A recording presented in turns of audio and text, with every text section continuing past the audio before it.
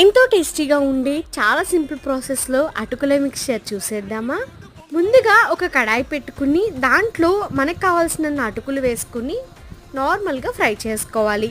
ఇది కొంచెం క్రిస్పీ అయిన తర్వాత ఆ అటుకులని పక్కన పెట్టుకుని ఆయిల్ వేసుకుని దంచుకున్న వెల్లుల్లి రబ్బలు వేసుకుని ఫ్రై చేసుకోవాలి. తర్వాత పల్లీలు,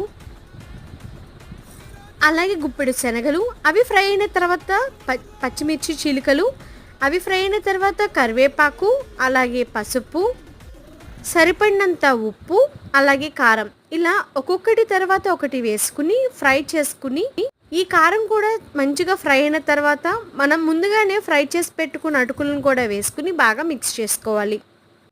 ఇది బాగా కలుపుకోవాలండి. హీట్ అనేది లో ఫ్లేమ్లో ఉండాలి. ఇలా ఫ్రై అయిన తర్వాత ఉప్పు అడ్జస్ట్ చేసుకుంటే ఎంతో టేస్టీగా ఉండే అటుకుల మిక్చర్ అయితే రెడీ. Please subscribe.